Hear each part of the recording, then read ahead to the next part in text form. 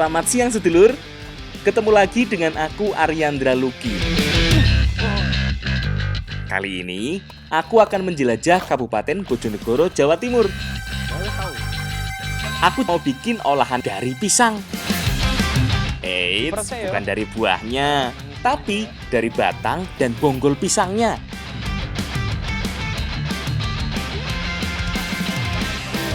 Aku juga mau bikin olahan yang enak loh, yang menggunakan bahan dasar jahe.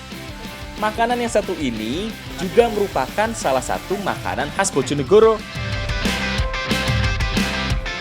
Salah satu makanan tradisional yang mudah ditemui di hampir seluruh wilayah Bojonegoro adalah serabi. Penasaran toh? Ikuti aku terus yo, tetap di Jejak Anak Negeri.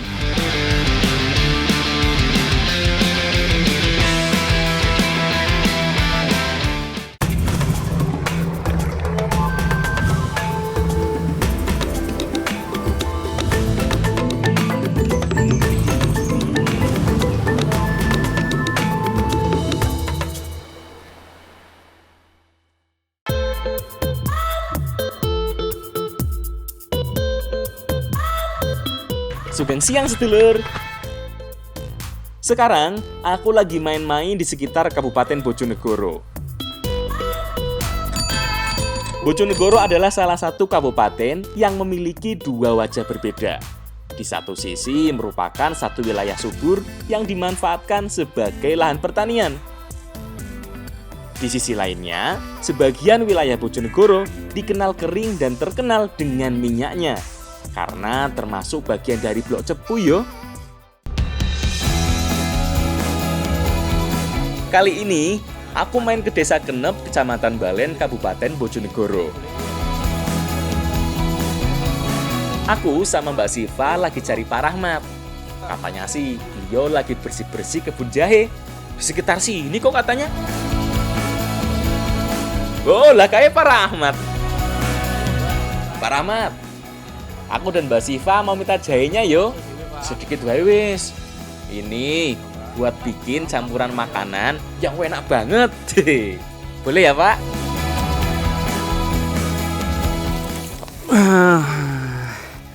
Sekarang kita lagi panen jahe dan akan kita olah menjadi salah satu cemilan khas Bojonegoro. Oleh akeh kan, Mbak? Jahe adalah tumbuhan rimpang yang sering digunakan sebagai bumbu atau bahan baku obat tradisional. Bentuknya sangat mirip dengan lengkuas yo, baik batangnya, daun, atau rimpangnya. Hanya saja kalau dibanding dengan lengkuas, bentuk daunnya lebih pipih dan warna daunnya lebih gelap dibanding dengan lengkuas. Tumbuhan asli Asia Tenggara ini sekarang dikategorikan sebagai tumbuhan kultigen dan tidak tersedia lagi dalam bentuk liar di alam. Soalnya jahe sudah kehilangan kemampuan tumbuh melalui jenis biji. Seperti banyak rempah lainnya yo, jahe hanya bisa berkembang melalui produksi vegetatif. Sip, wis akeh iki, Mbak. Yuk, go mulih. Bu, aku tak mau. Sekarang, aku, Mbak Siva dan Bu Lasning mau membuat enting-enting jahe. Banyak juga yang menyebut kudapan yang satu ini sebagai keripik jahe.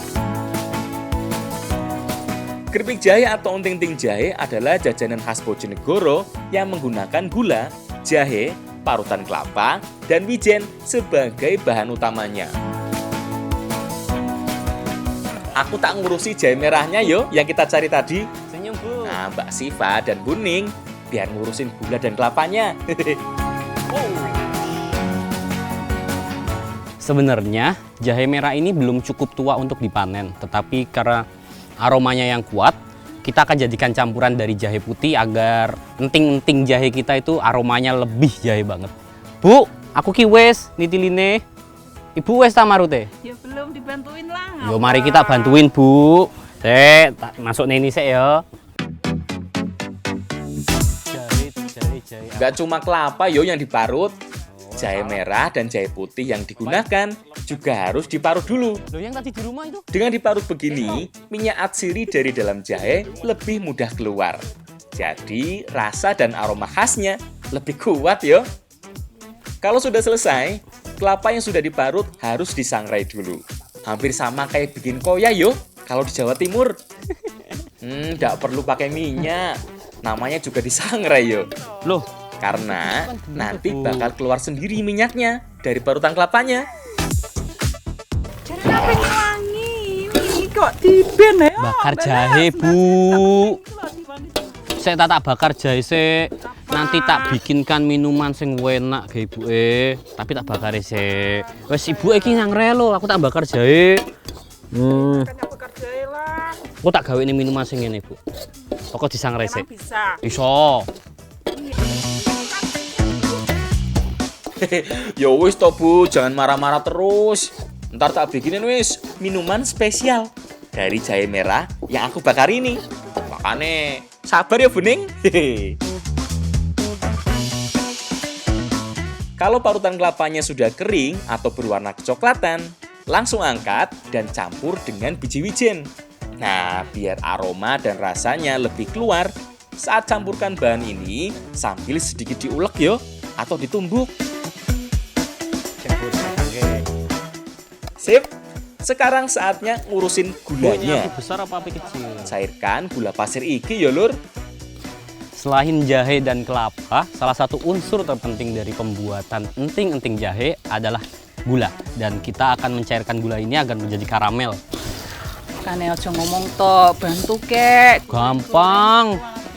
Ini, tak coba ibu. Ini tok. Gampang. Tinggal ngaduk-ngaduk. Oh iya, jadi karamel. Saat memanaskan gula seperti ini, jangan sampai berhenti ngaduknya. Karena yang bagian bawah cepet banget gosong. Apalagi kalau sudah mulai mengental yuk dan berubah menjadi karamel. Harus makin cepet iki ngaduknya. Kalau sudah mengental, segera tambahkan campuran kelapa sangrai dan biji wijennya. Aduk lagi sampai merata. Kemudian segera diangkat. Langsung digiling ya lur, harus cepet iki. Salah satu tahapan terpenting dari pembuatan enting-enting jahe ini tuh kita harus cepat gilingnya. Karena kalau enggak nanti enting-entingnya akan mengeras. Bu. Soalnya kalau sudah dingin bakal susah dibentuk ya lur. Setelah dipipihkan dengan dilapisi daun pisang, enting-enting jahe ini dipotong-potong persegi 4 kecil-kecil begini ya. Pakai gunting aja lur. Kalau pakai pisau agak susah. Soalnya kan masih lengket yo. Setelah itu gulung dan ditunggu sampai mengeras. Eits, daun pisangnya jangan dilepas dulu ya lur. Bisa ambiar. Kalau sudah ndak sabar pengen tahu enting-enting jahenya, nanti deh tak kasih tahu jadinya gimana. Panas, Bu. Panas. Ya harus tahan panas lah. Ayo, Bu, cepat, Bu. Keburu nanti keras. Enting-enting atau keripik jahe seperti ini sudah ada loh sejak zaman dulu, bahkan sejak masa kolonial Belanda. Pada masa itu, sobat dekatnya yaitu permen jahe bahkan sudah jadi komoditas ekspor utama yang dikirim ke negara-negara Eropa.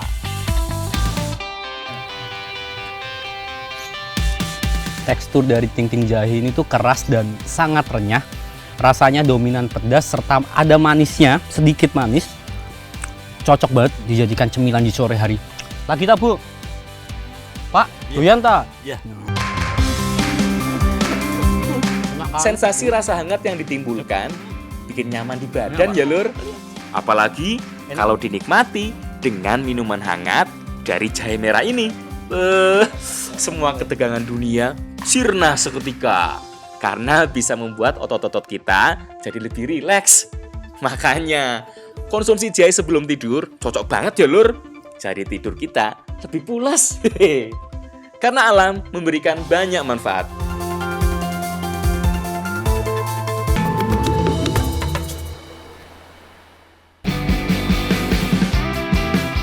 Lur, sekarang aku lagi ada di Desa Pilanggede, Kecamatan Balen, Kabupaten Bojonegoro. Di sini aku dan Mbak Regina mau cari Pak Hafid. Katanya sih mau diajak untuk panen pisang Cavendish. Ini aku udah sampai di kebunnya. Tapi Pak Hafid malah nggak kelihatan yo. Neng endi sih yo? Tuh, kebunnya luas banget sih soalnya. Hehe, lah kayak Pak Hafid. Udah sampai duluan ternyata. Pisang Cavendish merupakan komoditas buah tropis yang sangat populer di dunia. Nah, pisang yang kalau di negara kita lebih dikenal sebagai pisang Ambon putih ini banyak dikembangkan dengan metode kultur jaringan.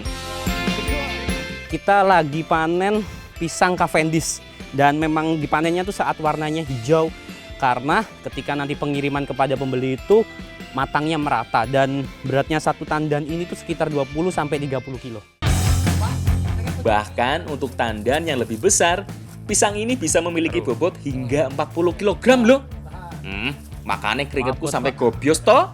Enggak acting iki aku. Pisang yang dihasilkan dari kultur jaringan biasanya lebih tahan terhadap beberapa penyakit. Dalam kultur jaringan pisang, sampai saat ini yang banyak dikenal adalah kultur dengan eksplan bonggol yang menghasilkan tunas. Selain diambil buahnya, pisang ini juga bisa diambil bonggol dan batangnya, serta aku bakal masak dari dua bahan ini. Jadi, sebenarnya aku kesini bukan mau minta pisangnya, tapi justru batang dan bonggol pisangnya. Ayo, kira-kira mau dimasak jadi apa? Penasaran toh? Yati. Sekarang aku mau olah dulu ares dari batang pisangnya. Oh iya, batang pisang ini sebenarnya bukan batang sejati loh. Yang kita kira batang selama ini adalah batang semu yang merupakan kumpulan dari pangkal pelepah daun. Kalau batang asli dari pisang, yo sebenarnya bonggol pisangnya yo yang jadi pusat titik tumbuh. Ares sering disebut juga sebagai hati pisang. Disebut hati karena bagian yang berbentuk seperti pipa ini letaknya persis di tengah-tengah batang yang semu. Nah, hati atau ares pisang inilah yang akan kita olah. Sebelum diolah, ares ini harus dicuci menggunakan air garam agar menghilangkan getahnya.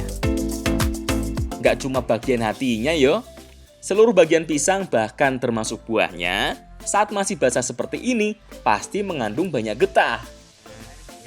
Getah inilah yang membuat teksturnya jadi lebih berserat. Oh iya lur, dari tadi belum cerita yo, ares pisang ini akan diolah jadi apa? Jadi garang asem lur. Garang asem yang akan kita buat ini berbeda dengan garang asem yang ada di sekitar Kudus dan Semarang. Kalau di sini, garang asem dibuat dengan kuah pedas dan asam. Kata Ibu Siti, kita masak garang asem di sini tuh harus menggunakan daun kedondong karena katanya bisa punya cita rasa asam yang unik ya Bu ya. Iya. Tapi masa sih Bu? Tak coba ya. Coba lah. Asam Bu. Hehe, seperti pohon asem yo. Kedondong juga sama. Nggak cuma buahnya saja yang memiliki rasa asam. Ternyata daunnya juga. Masyarakat di sekitar Bojonegoro ini biasa menggunakan daun kedondong seperti ini sebagai penambah rasa asam, menggantikan asam atau belimbing. Kalau bumbu-bumbu lainnya, simpel saja.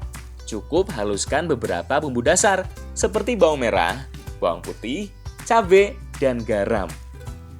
Selain dihaluskan, ada juga cabai yang diiris. Nah gini jadi lebih mirip dengan bumbu rujak ya. Tumis semua bumbu lebih dulu. Kemudian masukkan gula merah yang sudah dipotong kecil-kecil. Kamu Kalau ngapain sudah Bu? harum dan layu, tambah dengan air. Nah, Tunggu sebentar sampai mendidih ya. Setelah Diproses itu ya. masukkan potongan ares pisang. terus.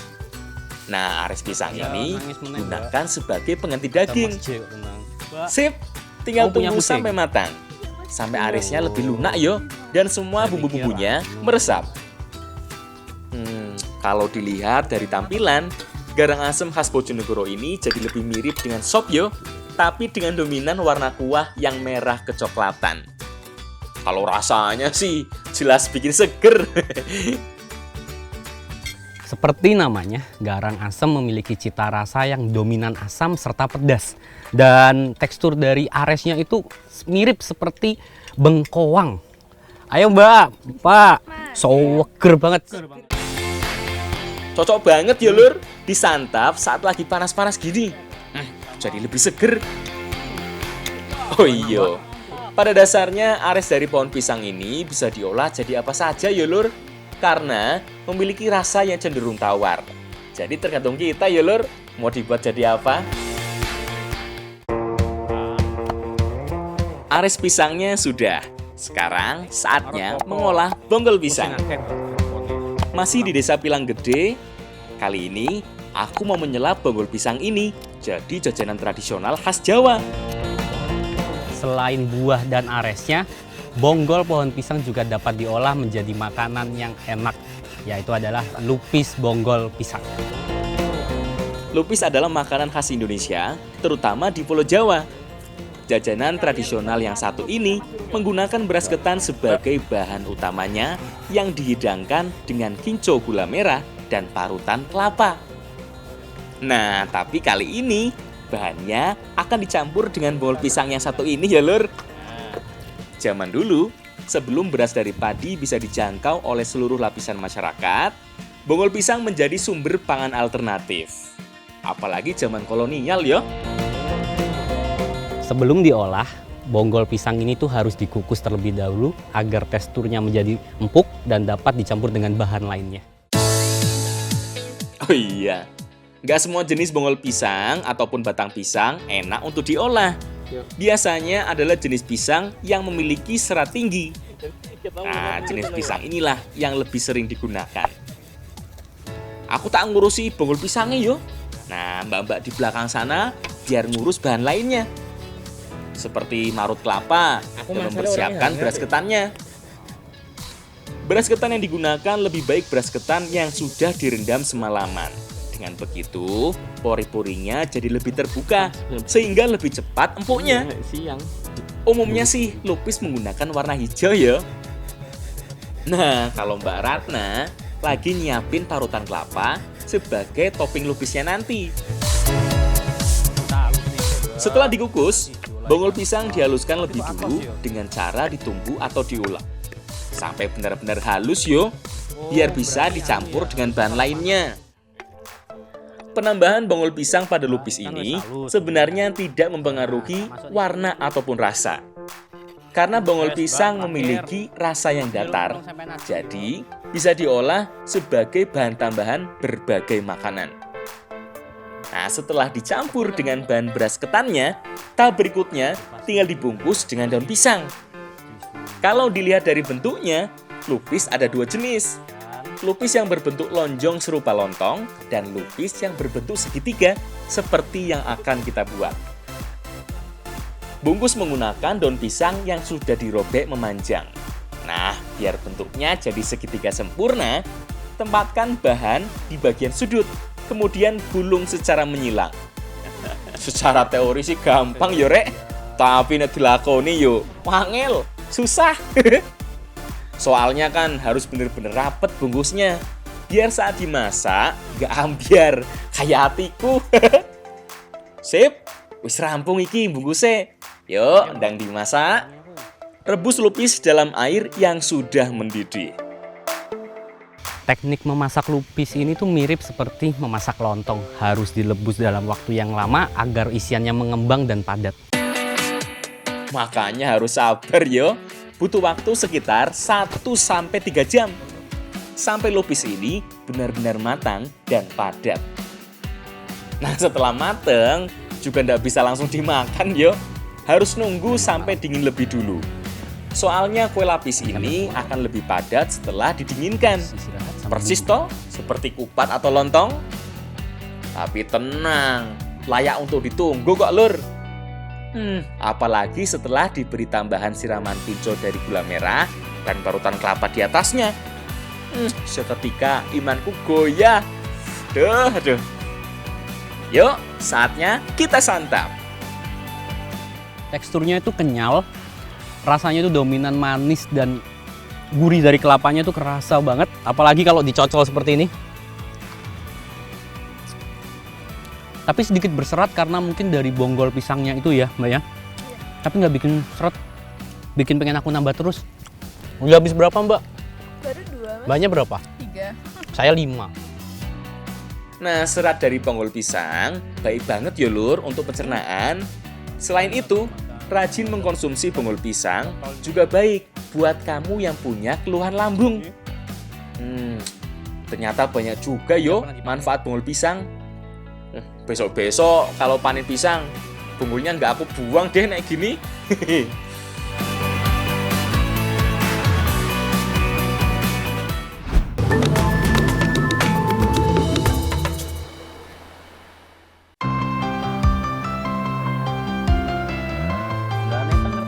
Salah satu makanan tradisional yang mudah ditemui di hampir seluruh wilayah Bojonegoro adalah serabi.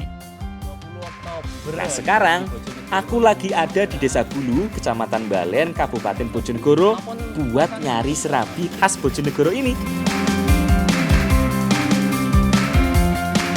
Aku, Mbak Neta, dan Bu Yun lagi bikin serabi khas Bojonegoro untuk ditaruh di gunungan dalam rangka memperingati Hari Jadi Kabupaten Bojonegoro. Walaupun kalau ngomongin serabi, seluruh Indonesia pasti tahu. Karena semua mata tertuju pada serabi Solo atau serabi dari Bandung. Keduanya sudah masyhur yo di kalangan pecinta kuliner tradisional. Serabi Bandung dengan varian rasa manisnya, dan serabi Solo dominan dengan rasa gurihnya. Nah, serabi dari Bojonegoro ini beda lagi ya lur. Walaupun sama-sama memiliki rasa dominan gurih, penyajiannya beda dengan serabi Solo. Nanti tak kasih tahu wis. Sekarang aku tak bantuin Bu Yun dulu yo, bikin serabinya. Karena memiliki rasa dominan gurih, makanya secara bahan serabi Solo dan Bojonegoro memiliki kesamaan. Sama-sama menggunakan tepung beras dan santan. Tapi ada tambahan sedikit tepung terigu yo, biar teksturnya jadi lebih empuk.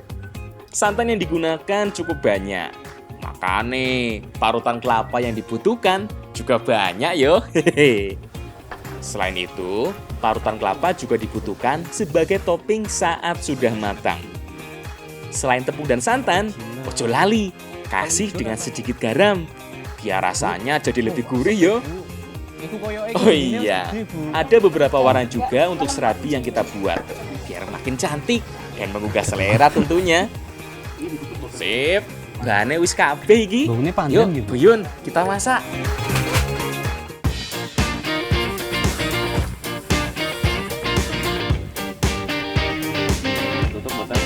Serabi dimasak dalam cetakan wadah dari tanah liat. Masyarakat di sini menyebutnya dengan layah, sejenis cobek tanah liat yang berukuran lebih kecil. Kemudian ditutup dengan mangkok dari tanah liat juga. Loh Bu, gak jadi. Lu punya ibu kok bagus. Aku baru pertama kali bikin Bu, makanya jadinya gak bagus. Ngapunten yo Bu, namanya juga masih belajar. Oh iya, membuat serabi ini apinya harus pas yo. Tidak boleh terlalu panas dan tidak boleh terlalu kecil. Nah, dengan cetakan dan tutup dari tanah liat, membuat panas yang ada di dalamnya jadi merata. Lawong jadi kayak di oven yo.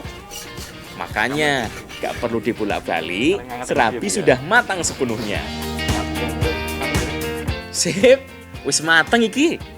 Tinggal kasih topping dari parutan kelapa yo. Nah, ini yang membedakan serabi khas Bojonegoro dengan serabi dari Solo. Tidak menggunakan santan yo, cukup parutan kelapa begini. Ayo, Bu Yun, Mbak Neta, kita icip dulu serabinya. Mumpung masih anget gue.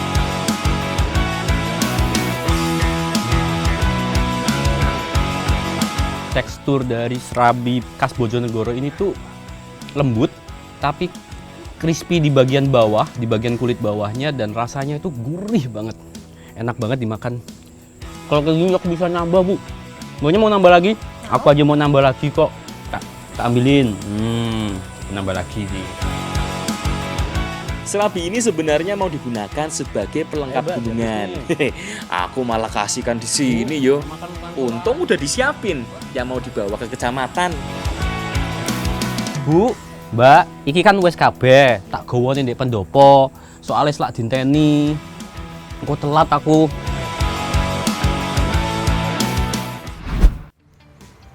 Pak, iki lho serabine wis tak gawe. Kayak gini ya. Iki gawe apa iki, Pak?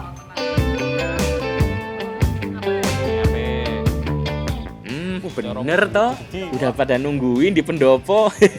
Ngapunten yo Pak, agak telat ini. Mosok kerupuk iku. Sini, tak bantuin siapin bahan lainnya. Gunungan ini akan digunakan sebagai perayaan Hari Jadi Kabupaten Bojonegoro. Selayaknya gunungan di Jawa yo. Gunungan berisi semua hasil bumi dan potensi yang ada di suatu wilayah. Nah, aku sekarang berada di Kecamatan Balen untuk mempersiapkan gunungan guna Hari Jadi Kabupaten Bojonegoro. Dan isi gali gunungan ini tuh berisi segala macam hasil bumi dari Kecamatan Balen.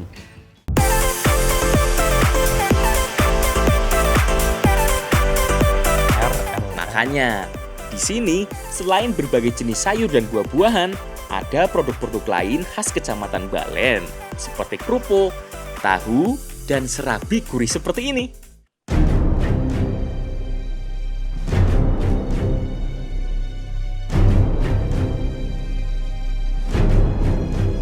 Selain gunungan, ada satu unsur lagi yang paling penting dalam rangka perayaan Hari Jadi Kabupaten Bojonegoro, yaitu api abadi.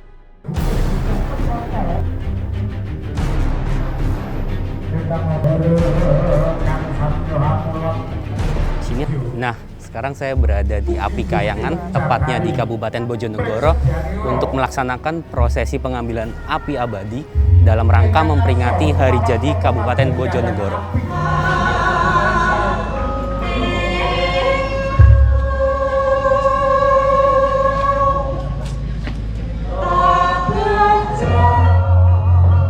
Oh iya, tidak semua orang bisa mengambil api abadi dari kayangan api ini. Harus orang tertentu dan dalam momen tertentu pula. Nah, biasanya sih saat acara PON yo atau Hari Jadi Kabupaten seperti ini. Ada banyak syarat yang harus dilakukan sebelum dapat mengambil api abadi di sini. Salah satunya yo iki, tayub. Makanya, aku nggak bisa ikut terlibat terlalu dekat. Takut ganggu kekhidmatannya.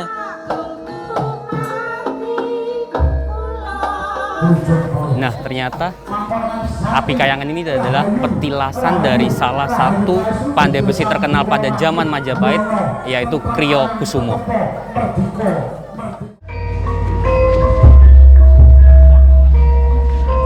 Setelah rangkaian pengambilan api abadi selesai, api kemudian dibawa untuk disemayamkan di pendopo kabupaten.